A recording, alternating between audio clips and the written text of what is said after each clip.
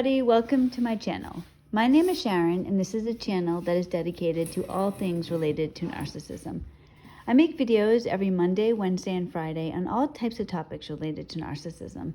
So if you haven't already, please take a moment to subscribe to the channel so you don't miss any videos.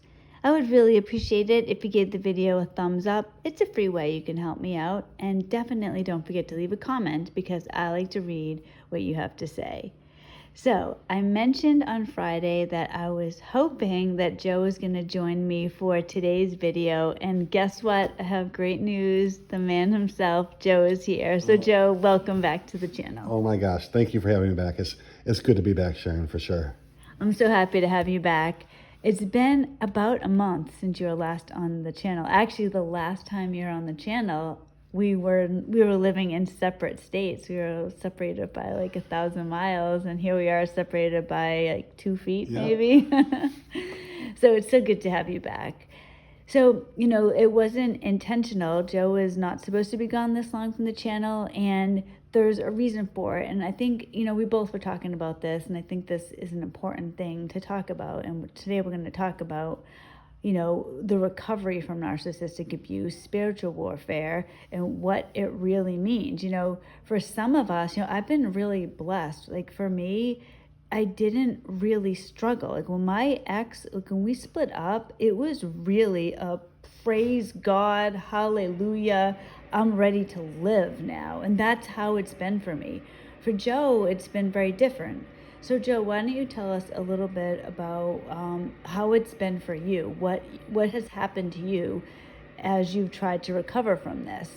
Well, you know, it wasn't so much of the emotional attachment that I had like about 18 months ago. You know, God did for me what I couldn't do for myself. It was divine intervention for sure.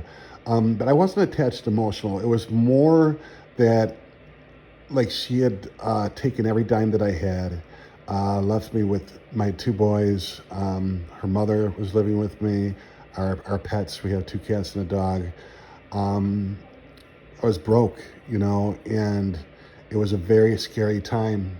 I was falling apart on the inside out of fear and insecurity, yet I had to put on that happy face at home, show up for work every day because life keeps going on. So, you know, she had cheated on me several times in the past and pretty much done anything possible to do what you could to a person.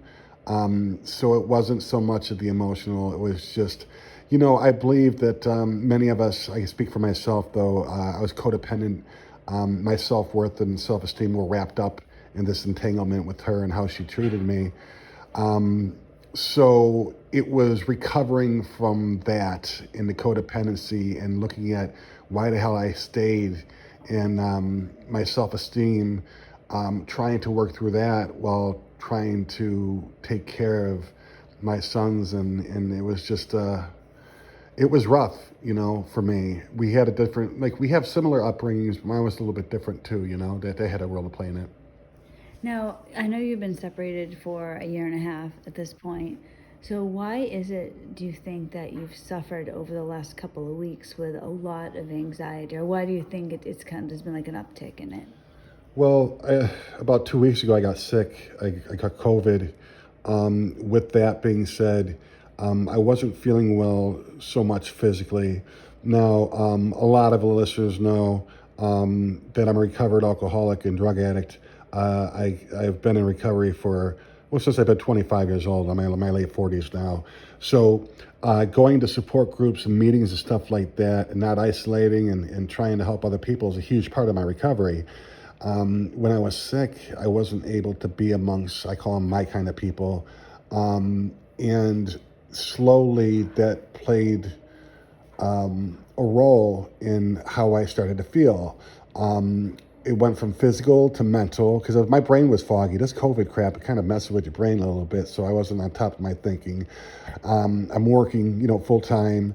I just, it was like a snowball effect.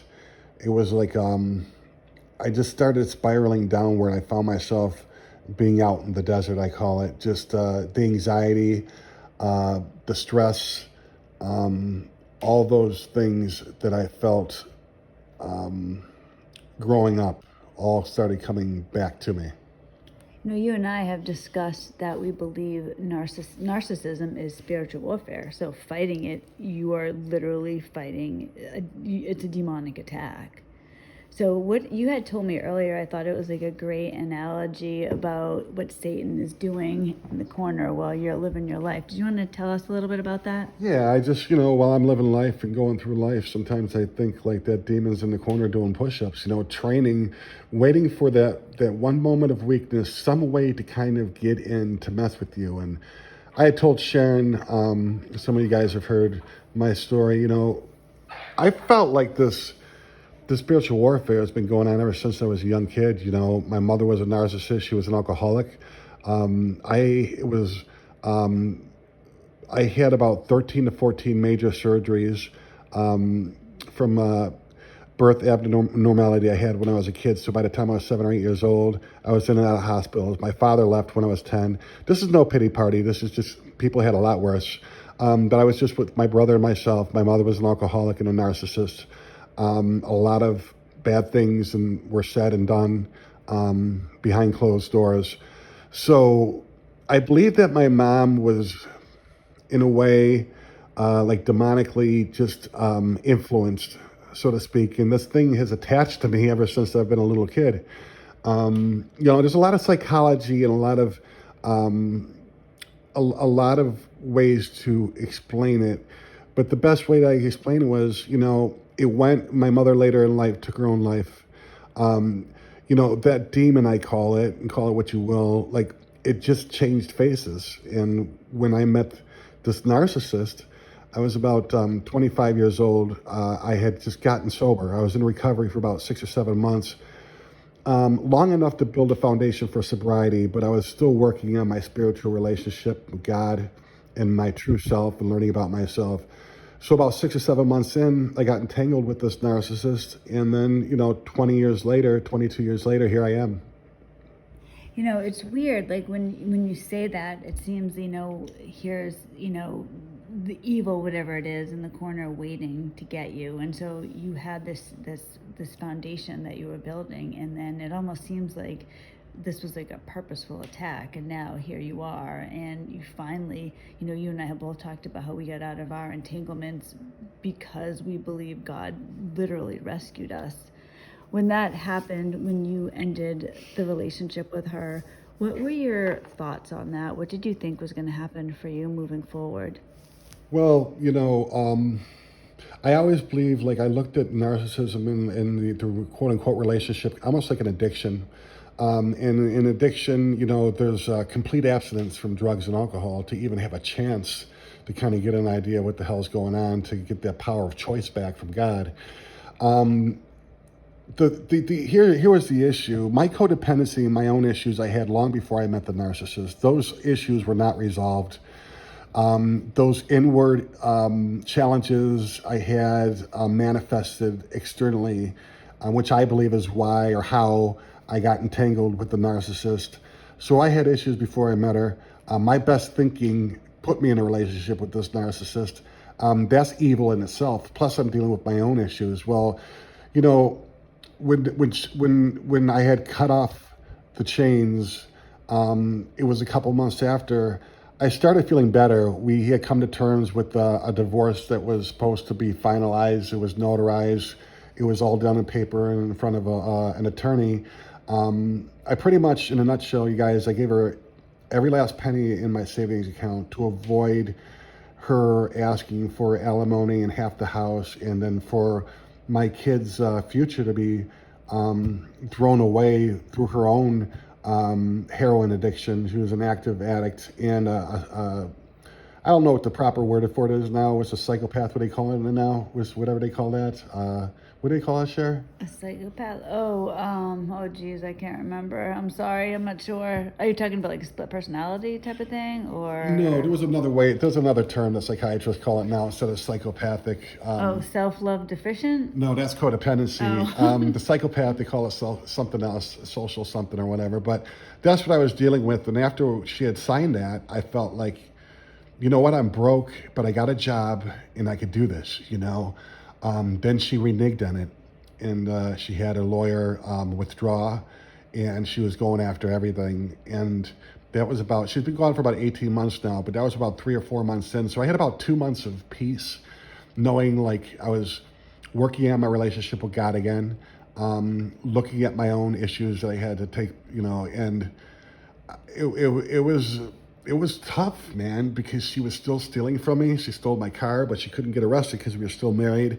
I got 2 kids. I got to get back and forth to doctor's appointments, to school, and go grocery shopping. So I did find some peace and serenity in it, and I found like a homeostasis where I could stay balanced and go to my meetings and do what I had to do for my sobriety and for my children.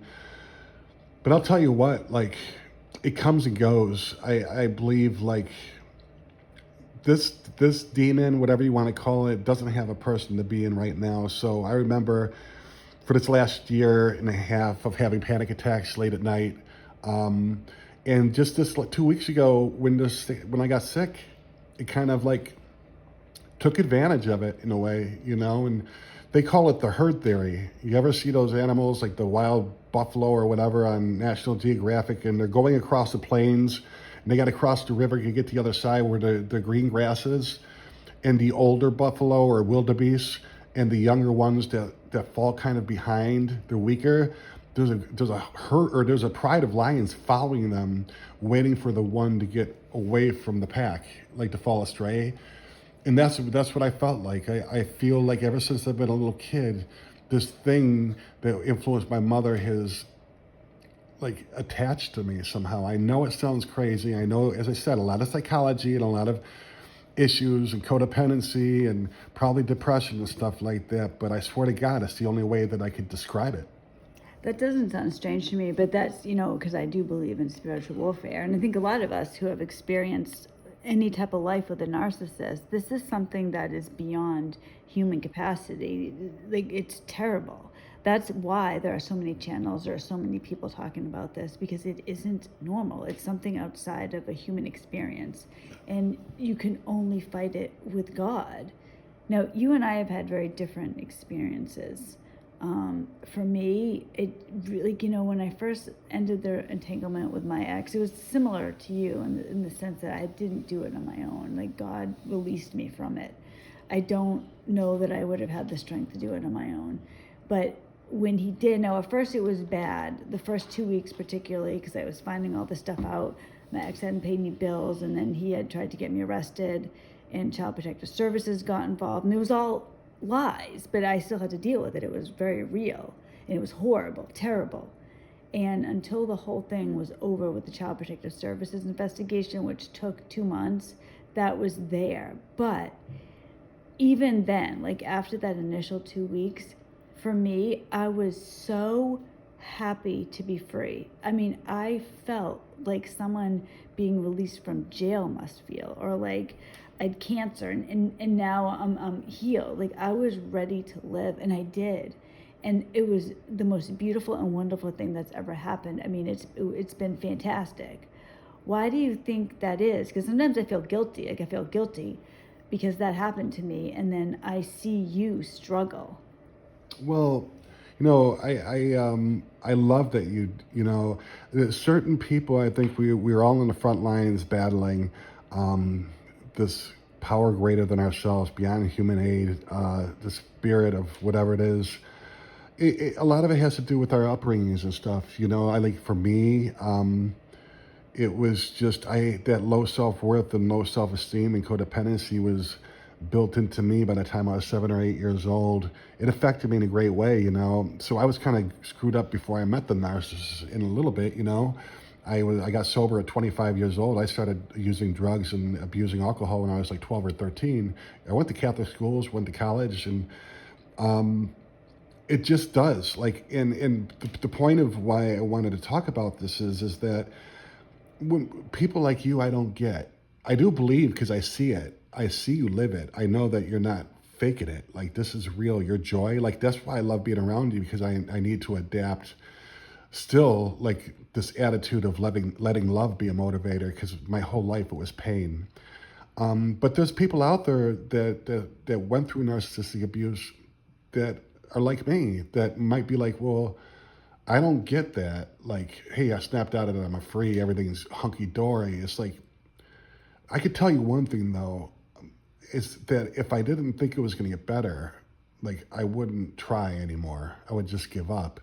I've tasted that freedom and happiness for those couple months that I was away. Most of the anxiety and stress that I have from childhood and from my ex stemmed from the threats that she would do, like when she stole my car or when she stole more money from me, and I got two little kids. Like a lot of it was, oh my God. And then I in my head, I'm quietly going insane, and I got these two kids that are counting on me. So I just know that, like, there's a saying, you could pray for potatoes all you want, but if you don't pick up the hoe and actually dig and do the work, ain't no damn potatoes gonna grow. Like, God will do the impossible if you do the possible. And it's just important to let some people know out there, some days it's just the best you got is just to breathe, to make it to the next day to fight another battle, but not to give up. I want to share a story with you guys. My mom, later on in life, I got sober. I was able to make my amends to my parents. And she was an alcoholic and a narcissist, and she took her life. And part of the reason, well, there's no reason, but she had lost her job. She got laid off of work. She was brilliant. She was a CPA, she was an accountant, and got laid off of work. She didn't think she was going to be able to find another job because of her age and her medical condition. And the night that she took her life, my brother called me, and I went over. I slept at the house that night. That's the house that I grew up in. And the next day, there was like, I didn't check it, but there was like 4 or 5 messages on the answering machine, all businesses and employers looking for an interview to interview her. And I remember, like, in my head saying, like, she quit before the miracle happened. You know, she gave up before. So having tasted, like, in my sobriety, when I got sober, the first 7 months, I met the narcissist in the recovery program. It's important to note too that she's an active addiction, heroin, and I built that foundation, and I found peace, and I found like that even keel that I always wanted. I never believed in joy and extreme happiness. Just let me be okay, you know. These last 18 months, there was a few months that I felt like that, because there was no threats. It was, so getting through this last couple of weeks has been difficult, but as I got better, I started like showing up to my meetings again, doing things that I need to, and having that faith that God will do the rest, you know, and He will. Like, the light always shines in the darkness. I just have to do my part and believe, you know. But there's people out there that struggle. It will happen. Sometimes it's quickly and sometimes slowly, but that peace will manifest if we work for it. What would you say to people that are struggling? Because I just wonder sometimes if somebody's struggling so severely, if they actually would start wondering if leaving the narcissist was a bad idea, or that they should maybe get back together with the narcissist. What would you say to somebody who feels that way? I think it might be natural, but for me, Sharon, like, it's in God's time, you know. There was not once in this last 18 months since you've been gone did I think, man, life will be easier with her. Not once. I'd rather die, like, for real, than ever. You know, I wouldn't beat yourself up over it. You know, it doesn't matter what we're going to say. You're going to do what you want to do anyways. Maybe you're not ready. It takes hopelessness and desperation. Like, for you to be done with a narcissist, you have to be hopeless. Like, it's ironic.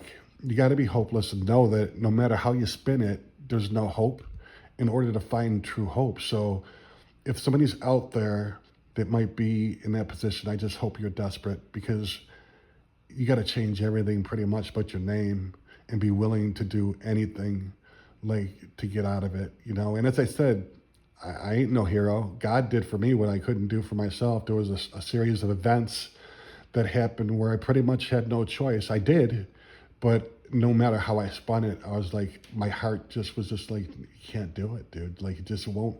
It's like, it's hopeless.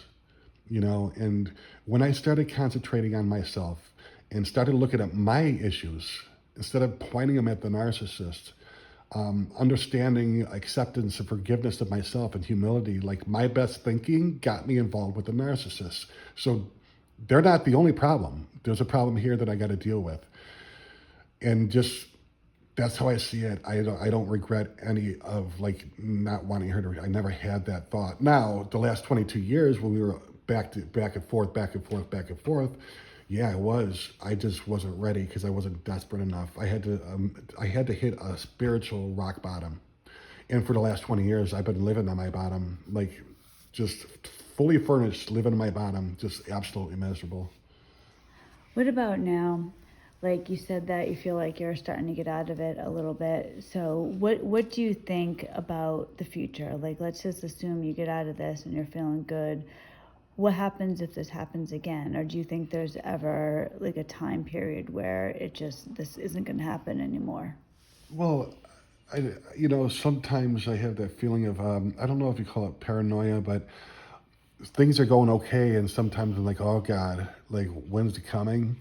Not as bad though, but again, this is like years of my childhood and the trauma that I had, like everybody else that I know, trauma. Um, I I I believe and I have faith.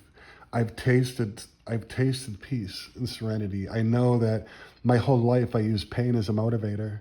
It got me up at 4:30 in the morning and go to the gym and train and go to school, go back to school and work two jobs and have a business. This last year and a half or so, I've been trying to learn how to let love be a motivator. And I believe that, like, God has made himself very real and very present in my life too many times for it to be coincidence and too many times for me to forget about. The future is limitless. There's hope there. Um, it's it's addicting in its own way. Like that feeling of just peace. Like me being an addict by nature is like I want more of it, but there's certain things that I have to do in order to get that. I have to participate in my own recovery. I can't just have people love me for me. I've got to sometimes force myself to do things that I don't want to do. I've learned this last year and a half or so that sometimes I don't know what's best for Joe. And I've built this relationship with God that I started when I was 25, and I just got sober for the first 6 or 7 months. That stopped when I got entangled with that narcissist, and I'm rebuilding that. And there's, I just, it's all there. Like, I have to believe and I have to grow my faith. My faith in God, my relationship with God is the most important relationship I'll ever have.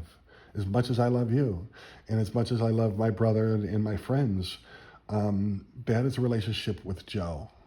Like, I have to be able to go back to that little kid that was 5 or 6 years old, whose father left, whose mother called him names, and have to love that kid, and have to forgive other people, because I told you guys I'm a recovered alcoholic and drug addict, so it ain't like I was doing anything out there with the halo when I was in my using days. You know what I mean? I was rotten too. Thank God I never became a narcissist. I think sometimes that narcissism and codependence are a lot of times born from the same kind of issues. It's just the way we see them. Although I see some narcissists become that way because they were spoiled rotten, given everything that they wanted. So I have to do what I have to do for Joe that's good for Joe. That means, like, I go to my meetings, I don't isolate, I try to take care of my body, I try to eat the right kind of nutritional foods. I listen to you, and I have a support group, and YouTube that I listen to. We have this channel. So, and I pray my ass off, and I talk to God, and I try to listen. I love to talk, but he'll slow me down sometimes and listen. But if I don't feed that relationship, if it's not real, like if I don't make it real, like this isn't God's a Santa Claus up there, but he really doesn't involve my life. He came down and saved me. I know that because I know who I am. I was too chicken shit to leave. He did this for me. And that spiritual experience, I have to feed it every day, because otherwise I'll forget. And then it'll be a coincidence. It won't be the miracle that I know it is. So if I feed that and nurture it and make it a reality, like a real reality, I don't pray on my knees and fold my hands. I talk to God. My faith is that he came down here on earth and walked hand in hand with me. He's my brother, my friend, my savior, my king, all of those. As long as I nurture that, I heard a long time ago, it's not as important what you believe in as that you believe. There's a lot of people that might believe in, I don't know, the tree is God or nature, whatever, but if they truly believe that, they're going to be a hell of a lot more powerful than just their human self is, you know? Yeah. It's the same with me, really. I don't know, it's just different, I guess, the way that it manifests. Because just like you, I believe that God came down and literally rescued me. I was afraid to leave. I wanted to leave. I was afraid. I didn't think I could make it, because I was like a stay-at-home wife. Like, I did not think I was going to make it. And God's he ended this entanglement for me, and I made it. And for me, I don't know what the difference is. I don't know.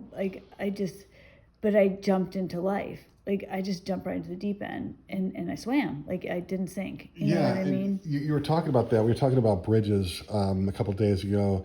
Sharon had I'll let her explain it to the next video about bridges. But my sponsor, my support group, a long time ago, he said, Joe, if you were on a bridge, it was 10 feet high, and there was a river underneath it, and you were on fire, like, you're not going to ask yourself and think about, hey, how the hell did I catch on fire? Oh, I better figure this out. You're going to get the hell off the bridge and jump in the water. And there's a decision. There's somebody out there that needs to make not so much a decision, but to take action. There's a story about 3 frogs that sat on a log, and one frog decided to jump off. So how many frogs are left on a log? One of them decided to jump off. There's 3 of them there. 3 of them are still sitting there because that frog only made a decision. He never took any action. So maybe it is that you can't get out, but there's some things you could do to take 1 foot farther away from that web of deceit. Maybe plans that you could do, listening to YouTube, learning about NPD, understanding your part in it. There's always something to kind of build your way up. And for me, like, I was beyond human aid. This is spiritual warfare. Like, for me, it is. And it took connecting and building that bridge with God in order to have even a chance of getting the hell out. Because these things, they're so vile and wicked. There's hundreds of thousands of people on YouTube speaking about, like, that's not normal.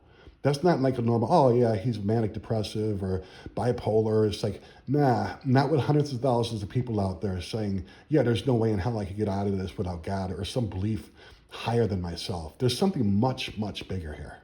Oh yeah, I agree 100%. And the thing is, like, I wouldn't have believed this if I didn't experience it. So I know a lot of people, like probably people listening here, understand it.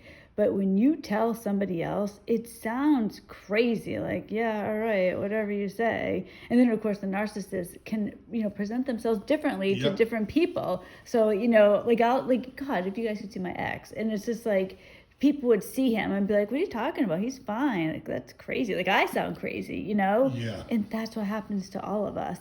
But just like you, Joe, you need God to do this, but it's always worth it. Joe and I have had completely different experiences. Like, for me, I don't, like I said, I feel guilty sometimes, but it's the truth. It's how it was. I was great. I started my life over. I told Joe, when he's experiencing this horrible pain, and I can feel it on him. Like, I can feel it. It's there. There's something there. And, I don't know. Like, I just feel like, for me, I'm happy that this happened, but at the same time, like, I kind of feel bad. But I just want everybody to know, like, no matter what happens, whether it's easy for you or whether it's hard for you, being away from the narcissist is always worth it. Always, always. And when Joe said, like, he would rather die than be with his ex, that's exactly how I feel. Like, even coming out here, that was not an easy decision to make. And when part of the reason that I was able to make the decision was because my kids and I, we would really rather be dead than deal with this narcissist. I mean, it's that severe. And when you get to a point like that, just Right. don't turn back. Yeah, just do it. Because whether it's hard or it's easy, it is never going to get better when you're with a narcissist. Yeah, and it takes God, I think. There's a saying that happiness is a choice. And like for me, there was a point in my life with even drugs and alcohol, I lost that power of choice. But there's a moment of clarity that I think we all get, a window, an opportunity to come up to the surface and catch your breath from the water, and instead of starting to swim. And for me, it was baby steps, then footsteps, and then now I still want to get farther away.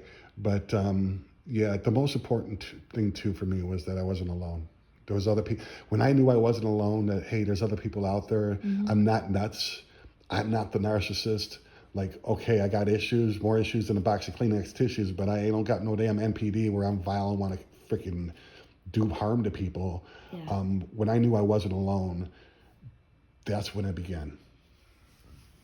So there you have it. Joe and I, we've gone through different experiences, but together we want to help people who are going through this because we both get it, and geez, just truly being on the other side, there is nothing like it. Whether, like I said, whether it's easy or difficult, freedom from the narcissist is going to be the greatest accomplishment of your life. Like, truly. Yeah.